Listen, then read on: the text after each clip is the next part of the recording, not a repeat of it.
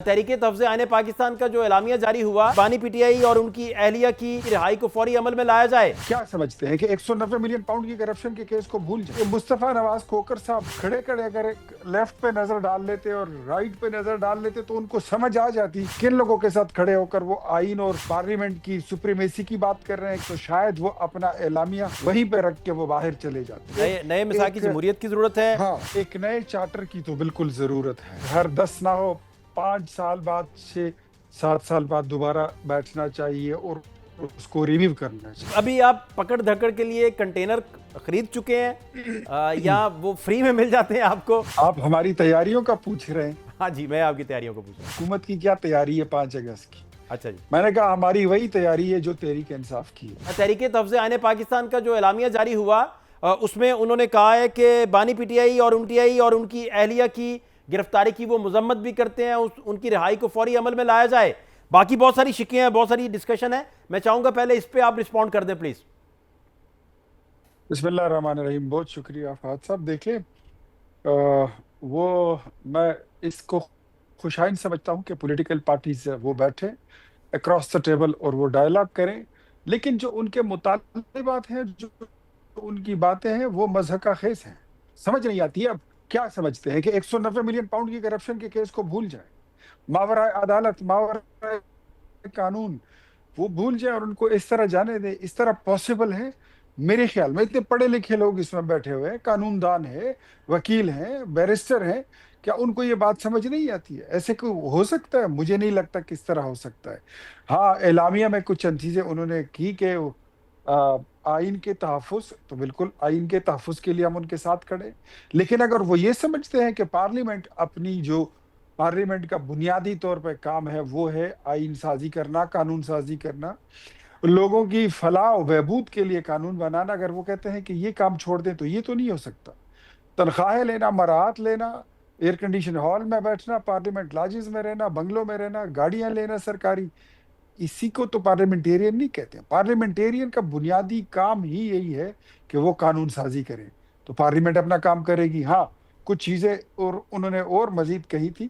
तो वैसे अगर ये मुस्तफा नवाज खोकर साहब खड़े खड़े अगर एक लेफ्ट पे नजर डाल लेते और राइट पे नजर डाल लेते तो उनको समझ आ जाती कि किन लोगों के साथ खड़े होकर वो फाशिज्म की बात कर रहे हैं, किन लोगों के साथ खड़े होकर वो आइन और पार्लियामेंट की सुप्रीमेसी की बात कर रहे हैं, किन लोगों के साथ वो रूल ऑफ लॉ की बात कर रहे हैं खड़े होकर। तो अगर वो एक नजर अपने लेफ्ट और राइट खड़े होकर लोगों पे एक नजर डाल लेते तो शायद वो अपना एलामिया वहीं पे रख के वो बाहर चले जाते।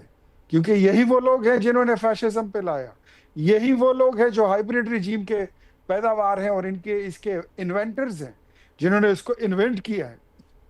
यही वो लोग हैं जिन्होंने मुल्क में आइन का मजाक उड़ाया, कानून को मजाक बना के रख दिया था। आज जब वो खुद फंसे, मुझे ये भी नजर आ रहा है कि कल को खुदा ना खास्ता अगर इनके हाथ दोबारा इख्तिदार लग जाए, ये फिर वही करेंगे। अच्छा, दूसरा हाँ, वली इस साहब बात पे मैं एग्री हूं, इन्होंने कहा कि इस मिसाक बात पे एग्री हूं कि नए नए मिसाक की एक, जमहूरियत की ज़रूरत है हाँ, और अदलिया की आज़ादी और आज़ाद इलेक्शन कमीशन, 26वीं आइनी तरमीम को ख़त्म और जजेस की तकररी के लिए गैर मुतनाज़ा तरीक़ेकार जो है वो अपनाया गया और अमलन जो अदलिया की आज़ादी है वो ख़त्म हो चुकी है, इस एलामिया के मुताबिक जो ये कह रहे हैं। देखें, एक नए चार्टर की तो बिल्कुल जरूरत है। और मैं कहता हूं चार्टर तकरीबन अगर हर 10 ना हो 5 साल बाद, 6-7 साल बाद दोबारा बैठना चाहिए और उसको रिव्यू करना चाहिए। चार्टर्स जो है उसमें वक्तन फवक्तन अमेंडमेंट्स होनी चाहिए, उसमें मजीद शिक्के डालनी चाहिए। ये तो बड़ी अच्छी बात है और यही एक बात मेरे ख्याल में इस पूरे एलामिया की थी जो रीजनेबल थी, क्वाइट रीजनेबल है, जिसको बंदा सुन के समझ सकता है। जहां वो दूसरी बात आपने की 26वीं आईनी तरमीम की, तो देखिए 26वीं आईनी तरमीम में क्या तहरीक इंसाफ खुद नहीं थी शामिल? क्या आपने बैरिस्टर गोहर की, सलमान अकरम राजा की प्रेस कॉन्फ्रेंस नहीं सुनी कि ए टू जेड इसका सारा कंटेंट, इसकी सारी ड्राफ्टिंग जो है वो हमने की है और मौलाना फजलुर रहमान की जमात जेयूआई के साथ बैठकर की है? तो उस पर अब उंगली उठाने के मेरे ख्याल में ये तो ये मुनाफिकत है। ये और मुनाफिकत की ये इंतहा है, इससे ज्यादा कुछ नहीं है। दूसरी बात जो वो करते हैं, ये आपने अदलिया की बात की, तो मुझे ये बताइए कि जब हम कह रहे थे कि साकिब निसार की अदालत वो इमरान खान की यूथ विंग बन चुकी है, वो उसकी पार्टी का जेली इदारा बन चुका है, तो इन लोगों को क्या हुआ था? इन लोगों को वो बात हमारी समझ नहीं आ रही थी। आज तो ऐसे कुछ हालात नहीं है कि फैसले तब्दील किए जाते हैं।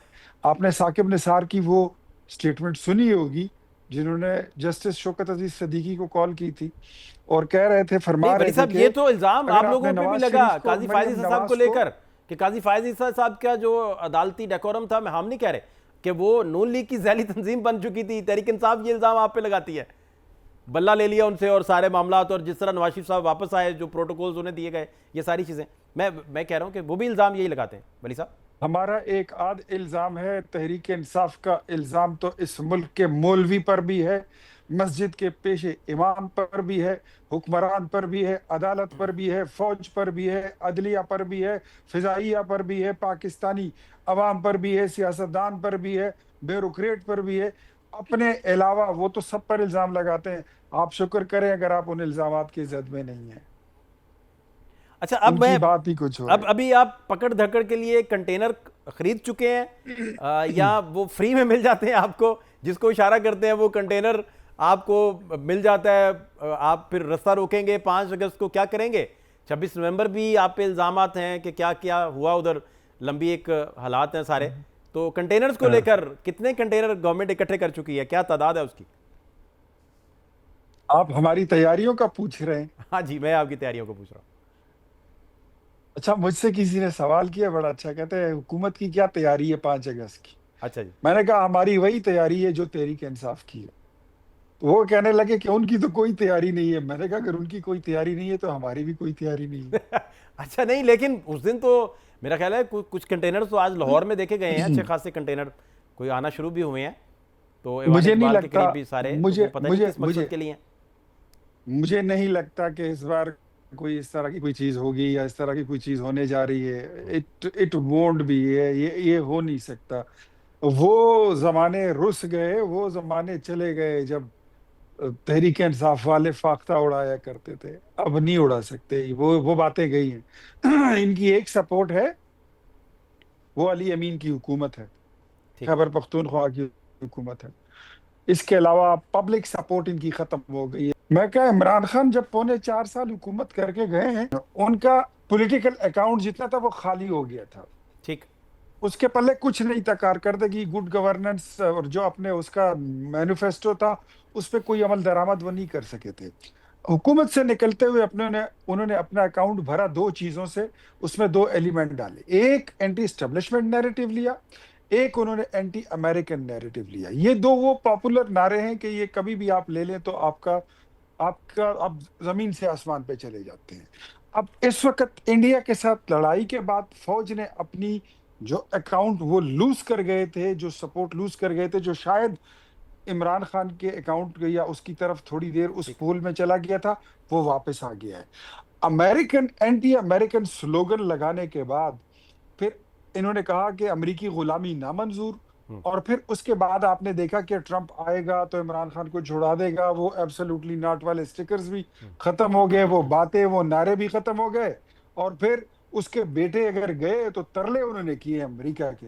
तो मेरे ख्याल में वो भी लोगों को समझ आ गई है